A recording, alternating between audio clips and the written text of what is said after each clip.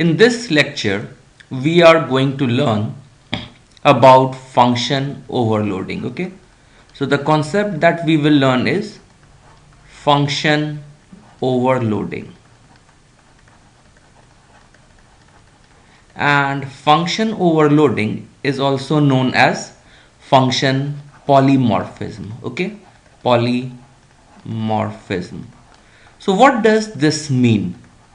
What does function overloading or function polymorphism means? Okay, so let's take one example.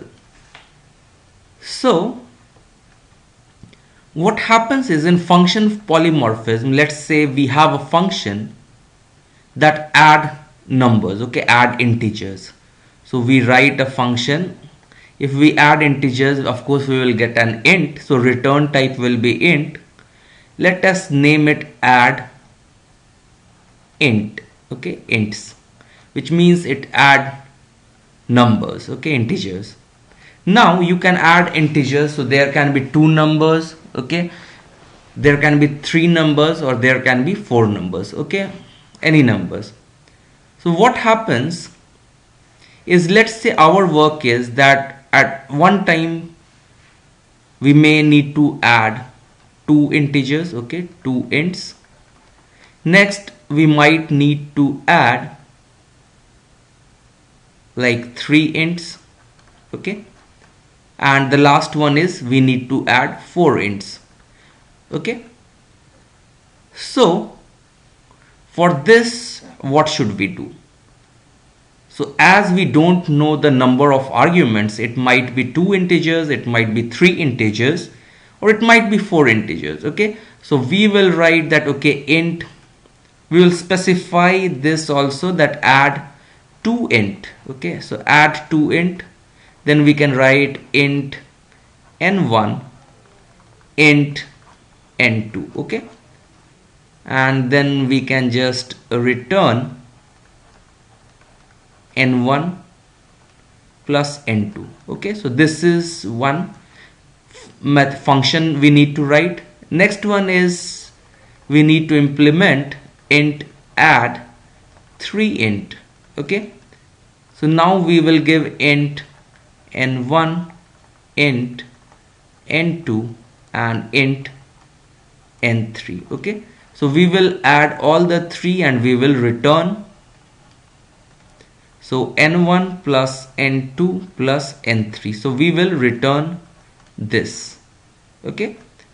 So similarly you can write for int add 4 int, okay, which will take 4 arguments and it will return n1 plus n2 plus n3 plus n4, okay. So this is fine, but really it's kind of repetition of our work, okay. So you could write add ints was a good function name, but because now the number of parameters are different, so you need to write it, okay, so that, okay, add 2 int, add 3 int, add 4 int. So is there a way out? Okay, so the question is there a way out?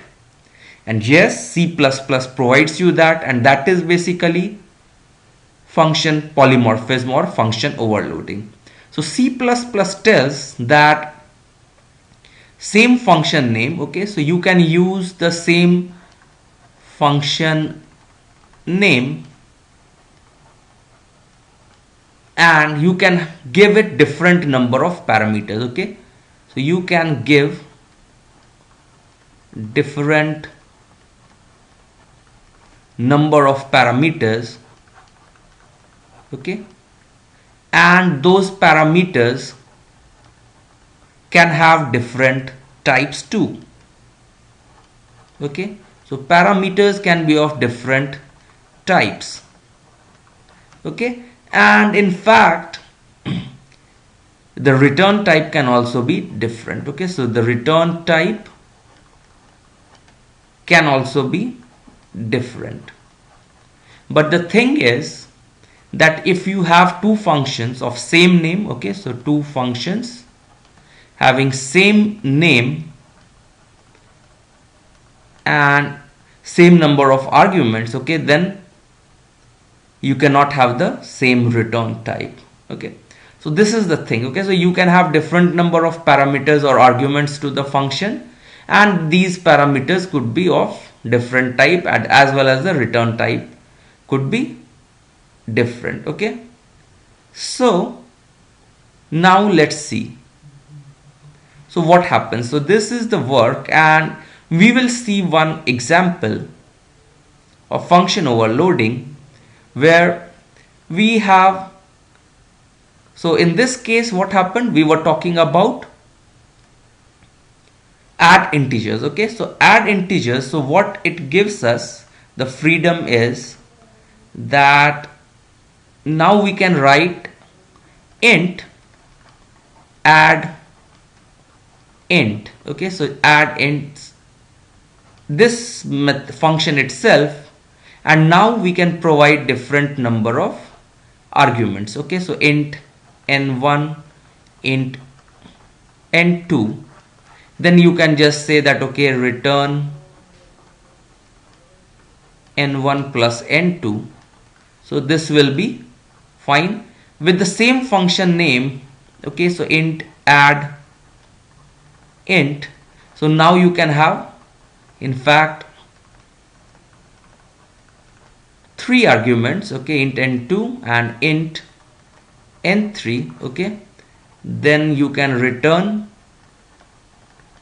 n1 plus n2 plus n3. Okay, so this is fine. Okay, so int add int. Okay, so now you have the same, the arguments, there are 2 arguments of type int. Okay, add int 3 arguments of type int, and in fact now you can also have add int, so where I can give 4 arguments, int n1, int n2, int n3 and int n4. Okay, so 4 arguments are there. You can type return n1 plus n2 plus n3 plus n4. Okay, so this would be fine. So all these are now overloaded function. Add int is an overloaded function which takes different number of arguments. Okay, so this is one example.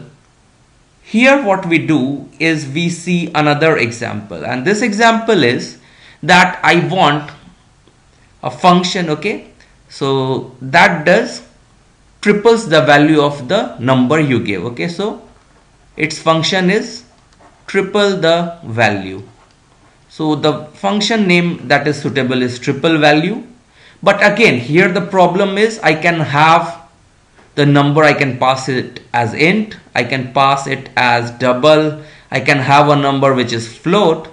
Okay, so now what happens, the problem is that you again, so in this example, if you don't have function polymorphism or overloaded functions, then again what we need to do, for integers I will have to write return type int, triple value int I have to add, I will pass argument as int val.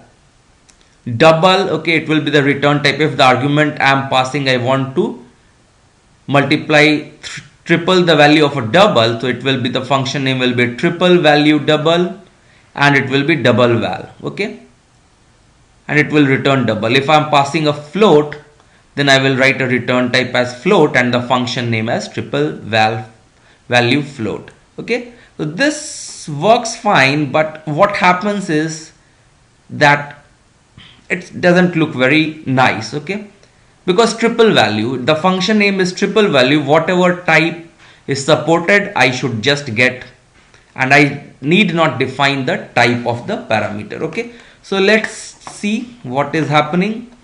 So we will try to this code. So triple value int, I have one, triple value double, okay, is being called. Okay, so we have int, one number is int, one is double, and other is float. Okay, so 3 types of numbers are there. I want to triple them. This code does that. Okay, so I build this code and now I run it. So you can see triple value of I, which is integer, is 9, 3 becomes 9, double value 4.12 becomes 12.36, and triple of a float number 2.34 becomes 7.02. Okay, so this is fine. but it's not looking nice. We will use function overloading. So what will I do? I will just remove this int. From here I will remove this double. From here I will remove this float, and in the function call also I will remove int here, double is removed, and this float is removed. Okay, so now from int triple val, so now I don't need to add this specific int word here. Okay, so from triple value, this double I will just remove. Now this function is looking very good. Okay, so triple value. Okay, so now you provide it an int as argument, it will return an int. If you provide it a double, it will return you a double, and if you provide it a float, it will return you a float. Okay, so this becomes a nice code which demonstrates function overloading. Let's try to build and run it. Okay, so we build it, so it is working fine. Okay, it has been built, 0 errors. If you see here, 0 errors. Now we try to run it. So you see triple of I is 3 is 9, double value 4.21 becomes double 12.36, float 2.34 becomes 7.02. Okay, so this shows that you can use function overloading where we have the same function name but it takes different argument.